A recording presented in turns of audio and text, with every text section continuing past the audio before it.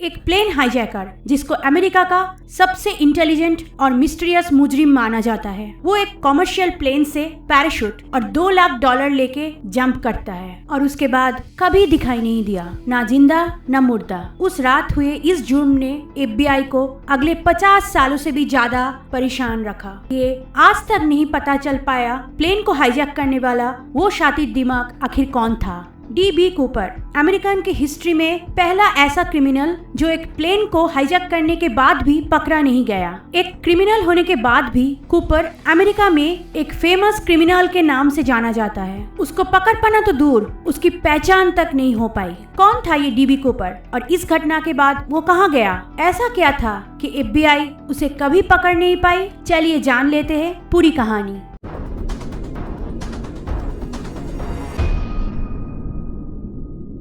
24 नवंबर 1971 Portland international airport. ये समय था थैंक्सगिविंग फेस्टिवल का, जब ज्यादातर लोग अपने घर लौट रहे थे। एक मिडिल एजेड मैन एक काला ब्रीफकेस लेकर बुकिंग काउंटर पे आता है। $20 पे करके सियाटल जाने वाली फ्लाइट 305 का वन वे टिकट लेता है। टिकट लेते वक्त उसने अपना नाम डैन कूपर लिखा। इस फ्लाइट को 30 मिनट लगना था पोर्टलैंड से सियाटल जाने में। उस टाइम अमेरिका के डोमेस्टिक फ्लाइट में सिक्योरिटी जैसी कोई चीज नहीं थी। आप प्लेन में कोई भी हथियार या गैर कानूनी चीजें लेके जा सकते थे और कूपर ने भी कुछ ऐसा ही किया। कूपर एक टिपिकल बिजनेसमैन की तरह कपड़ा पहना हुआ था। प्लेन में सीट पर बैठने के बाद उसने अपने लिए एक बर्बन ड्रिंक ऑर्डर किया। प्लेन टेक ऑफ करने के बाद उसने फ्लाइट अटेंडेंट फ्लोरेंस को एक नोट दिया और उसे खोल के पढ़ने के लिए बोला। फ्लोरेंस को लगा ये उसके साथ फ्लर्ट कर रहा है, लेकिन जब फ्लोरेंस ने नोट खुली तो कहानी बदल गई। कूपर ने उसमें लिखा था कि मेरे पास यहाँ फ्लाइट में एक बॉम्ब है और तुम मेरे पास आके मुझसे इस बारे में बात करो। फ्लोरेंस अपनी साथी टीना के साथ जब उसके पास पहुंची तो कूपर ने अपना ब्रीफकेस खोलकर दिखाया। उसमें जो रखा था वो दिखने में एक बॉम्ब के जैसा था। उसके 2 वायर पकड़कर कूपर ने धमकी दी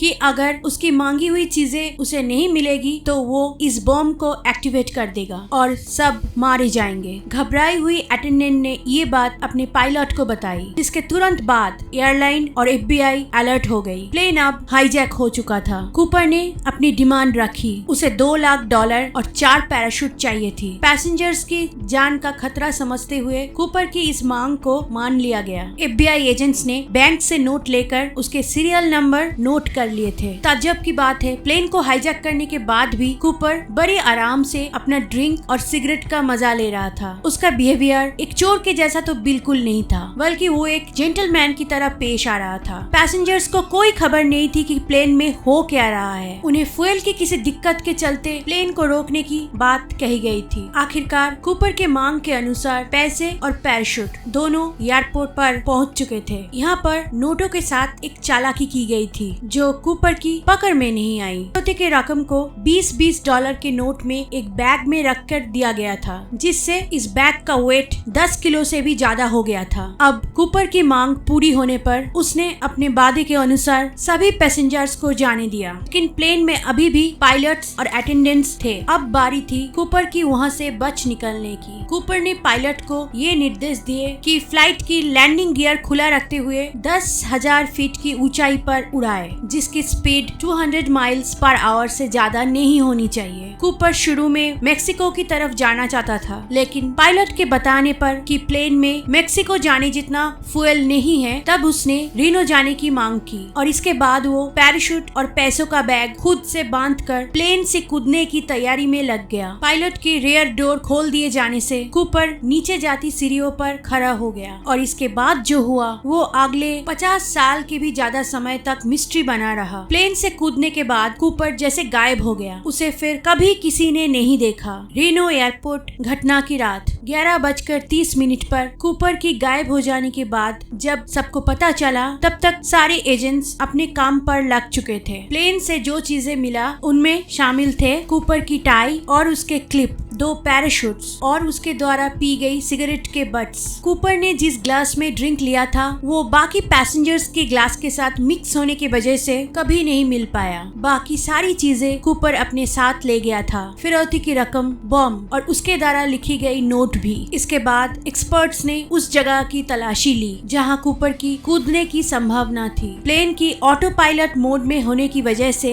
फ्लाइट का रूट तो पता चल गया, लेकिन कूपर किस समय और कहां जंप किया था ये जानने में थोड़ी मुश्किल हुई। सभी तरह के इन्वेस्टिगेशन करने के बाद एक्सपर्ट्स इस नतीजे पे पहुंचे कि कूपर फ्लाइट से 8:10 पे जंप किया होगा। कूपर की इस जंप ने 28 स्क्वायर किलोमीटर इलाके में खोज शुरू हुई। Next day morning helicopters, planes और गार्ड्स के मदद से FBI इस इलाके में सर्च करने लगी। इस खोज में मिलिट्री भी शामिल थी। कई हफ्तों तक इस इलाके के जंगलों में खोज करने के बाद भी किसी को कुछ हासिल नहीं हुआ। कूपर का कहीं भी कुछ पता नहीं था। कुछ ही वक्त में कूपर मीडिया में फेमस हो गया। एक न्यूज़पेपर की गलती से डैन कूपर का नाम DB कूपर प्रिंट हो गया और उसके नाम के साथ फिर हमेशा के लिए जुड़ गया। FBI दिन रात कूपर की खोज में जुटी हुई थी। FBI को इतना तो अंदाजा लग गया था कि ये कूपर जो कोई भी था उसे प्लेन और पैराशूट की बहुत अच्छी नॉलेज थी। इसी बात को ध्यान में रखते हुए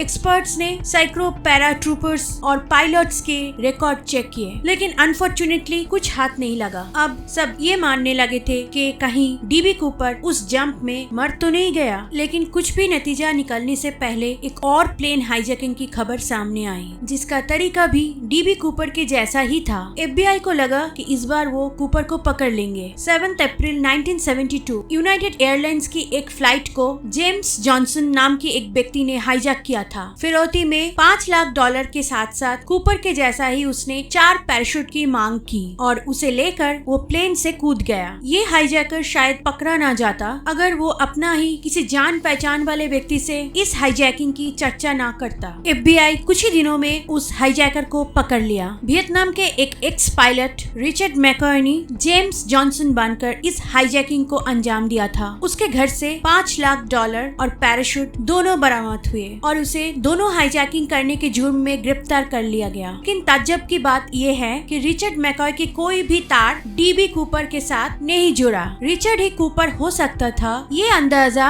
गलत साबित हुआ। इसके बाद रिचर्ड को 45 इयर्स की जेल हुई, लेकिन रिचर्ड की प्लेन से कूदने और सही सलामत बच जाने से लोग अब ये मानने लगे थे कि कूपर भी उस रात बच निकला था। इस घटना के 8 साल तक जैसे इस केस में खामोशी थम जाती है, लेकिन 1980 में एक बहुत बड़ा सुराग हाथ लगता है। 7 फरवरी 1980 कोलंबिया नदी के किनारे लकड़ियां इकट्ठे कर रही बाप और बेटे को रेत में दबी नोटों की 3 बंडल मिली जो गलने से खराब हो चुके थे, जिन्हें पहचानना बिल्कुल नामुमकिन था। लेकिन बंडल्स के बीच में मौजूद नोटों की हालत अभी भी सही थी। FBI ने जब नोटों के सीरियल नंबर मैच किए तो पता चला कि ये वही नोट थे जिन्हें कूपर ले भगा था। इसके बाद कूपर को पकड़ने की कुछ उम्मीद जगी थी और दूसरी तरफ इसने इस केस के रहस्य को और ज्यादा गहरा कर दिया। अगले कई सालों तक डिपार्टमेंट शक के बिना पर कई लोगों की तहकीकात करता रहा, पर उनके हाथ कुछ नहीं लगा। 9 साल गुजर जाने पर भी इन गली हुई नोटों के अलावा कोई भी एविडेंस FBI के हाथ नहीं लगी जो उन्हें कूपर तक ले जाती। लेकिन घटना के पूरे 35 साल गुजर जाने के बाद एक अहम सुराग हाथ लगा। न्यूयॉर्क 2007 एक प्राइवेट डिटेक्टिव ने FBI को ये बताया कि उसकी एक ऐसे व्यक्ति से बात हो चुकी है जो ये जानता है कि DB कूपर कौन है। डिटेक्टिव के ये पूछने पर कि तुम कूपर के बारे में कैसे जानते हो, तो उस व्यक्ति ने ये जवाब दिया कि मैं कूपर के साथ पला बड़ा हूँ, वो मेरा भाई है। डिटेक्टिव ने आगे जांच की तो उन्हें एक नए सस्पेक्ट का नाम मालूम हुआ, केनेथ। कूपर के हाईजैकिंग के वक्त थी केनेथ भी नॉर्थ वेस्ट एयरलाइंस के लिए फ्लाइट अटेंडेंट का काम करता था। उसे सारे फ्लाइट शेड्यूल और रास्ते पता थे और इसके अलावा एयरलाइंस के साथ उसकी सैलरी को लेकर काफी शिकायतें थी। उस वक्त वो हफ्ते के मुश्किल से $150 बना पाता था, लेकिन हाईजैकिंग की घटना घटना के 1 साल बाद उसने साउथ वाशिंगटन में एक बड़ा घर खरीदा, वो भी कैश देकर। जाहिर था ये रकम उसकी कमाई गई पैसों से कई ज्यादा थी। सिर्फ इतना ही नहीं, उसकी शराब और सिगरेट पीने की आदत भी कूपर से मेल खाती थी। जब उसकी फोटो उस रात की अटेंडेंट फ्लोरेंस को दिखाई गई तो उसने कहा केनिथ की फोटो उस स्केच से सबसे ज्यादा मेल खाती है। लेकिन ये सब बातें FBI के लिए बेकार थी। बिना किसी एविडेंस के सिर्फ एक रिश्तेदार के कहने पे वो केनिथ को कूपर नहीं बना सकते थे। सिर्फ ये घटना ही नहीं, कई लोगों ने कूपर की पहचान करने का दावा किया, लेकिन कोई भी कूपर का सही पता नहीं दे पाया। सालों से FBI किसी ऐसे इंसान की तलाश में जो प्लेन और पैराशूट की अच्छी जानकारी रखता हो, लेकिन एक्सपर्ट्स अब ये मानते हैं कि उनका ऐसा करना गलत भी हो सकता है। मुमकिन है कि कूपर इस सब के बारे में ज्यादा जानकारी ना रखता हो, क्योंकि उसने आम से कपड़ों में बिना तैयारी के इस जुर्म को अंजाम दिया था। उसके पास कोई स्पेशल ग्लव्स या ग्लासेस नहीं था जो स्काई डाइविंग करते समय पहने जाते हैं। उसके द्वारा पैराशूट को चुनने में भी गलती की गई थी। उसने स्पोर्ट्स की बजाय सेफ्टी शूट्स को चुना था, जिन्हें हवा में खुलना और कंट्रोल करना काफी मुश्किल होता है। वही उसने $20 की नोटों में दिए गए फिरौती की रकम को कबूल करके गलती की थी। वो 20 की बजाय $100 की नोटों की मांग कर सकता था, जिसे उसे काफी कम वेट के साथ फ्लाइट से कूदना पड़ता, जो कि एक सही चॉइस थी। इन्वेस्टिगेटर्स ये भी कहते हैं कि हो सकता है उस रात कूपर लैंडिंग करते वक्त मारा गया हो, क्योंकि उसके द्वारा चुनी गई सारी चीजें उसके काम में प्रॉब्लम क्रिएट करती, और अगर वो ठीक से लैंडिंग कर भी जाता तो नदी में गिरने पर ठंड से वो बच नहीं सकता था। तो क्या कूपर उस रात सच में मारा गया था? क्योंकि उसके द्वारा लूटे गए कोई भी नोट कभी नहीं मिली, लेकिन कूपर की लाश भी कहीं नहीं मिली थी, जो उसकी मौत पर सवाल खड़ा करती है। नोटों के बंडल के बारे में एक्सपर्ट्स ये मानते हैं कि ये नदी के किनारे रेत के अंदर कुदरती तरीके से दबे होंगे। उस रात कूपर के कूद जाने पर नोटों का बैग खुल जाने की वजह से ये उससे अलग हो गए होंगे, लेकिन उनके पास इस बात का कोई एविडेंस नहीं है कि कूपर की कूदने वाली जगह से ये 20 माइल दूर कैसे पहुंच गई। लेकिन यहाँ पर कूपर और अटेंडेंट के बीच में हुई बातों से कुछ और भी पता चलता है।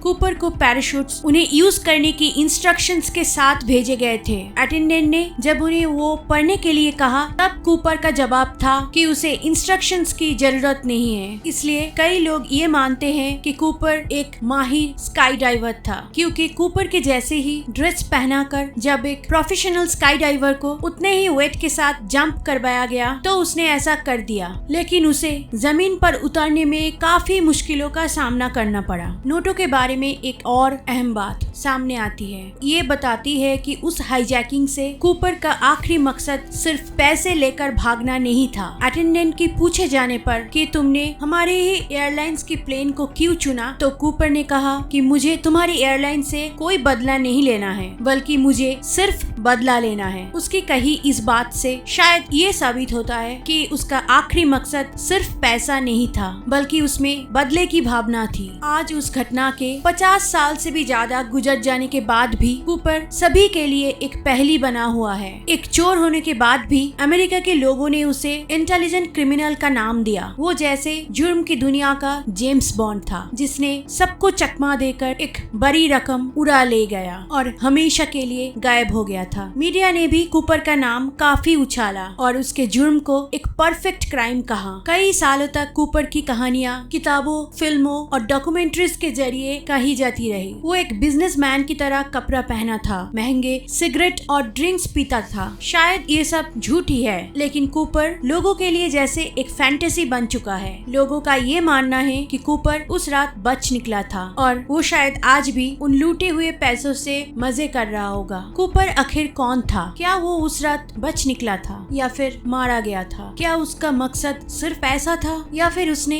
ये बदला लेने के लिए किया था? ये शायद हमें कभी पता नहीं चलेगी, क्योंकि कूपर हमारे लिए आज भी एक मिस्ट्री है। आपको क्या लगता है उस रात कूपर का क्या हुआ होगा? मुझे कमेंट में जरूर बताइए, और वीडियो अच्छा लगा तो प्लीज लाइक, शेयर और चैनल को सब्सक्राइब कर लीजिए।